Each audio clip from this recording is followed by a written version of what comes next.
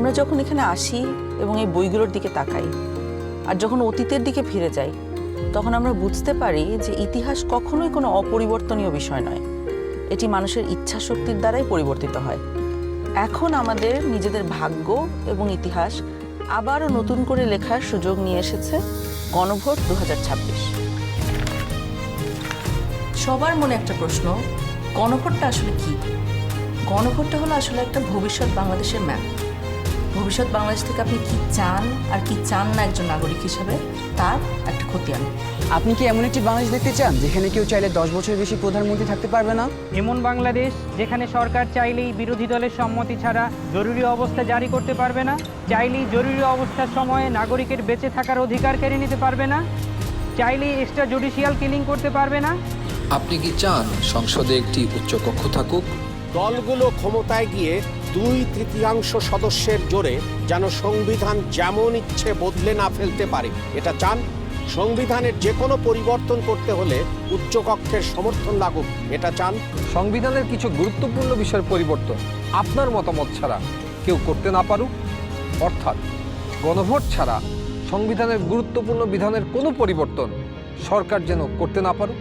আপনি কি চান তত্ত্বাবধায়ক সরকার কিভাবে তৈরি হবে এটা সরকারি দল এবং বিরোধী দল মিলেই ঠিক করুক?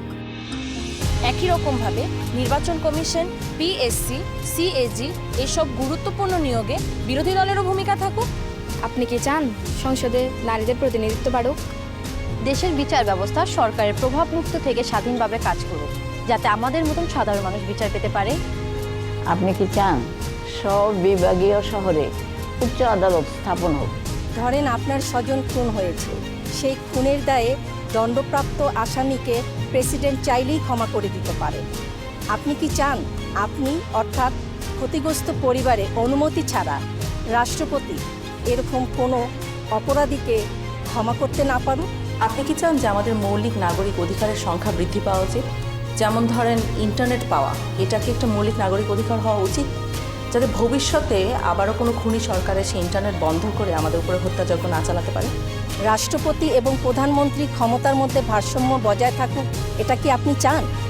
বাংলাদেশের পাশাপাশি দেশের অন্যান্য জনগোষ্ঠীর ভাষার স্বীকৃতি পাক, এটা কি আপনি চান? আপনি যদি এই পরিবর্তনগুলো চান, আপনি যদি এই পরিবর্তনগুলো চান, তাহলে গণভোটে হাতে সিল মারুন। হাতে সিল মারুন। হ্যাঁতে সিল মারুন। হেতে সিল মারুন।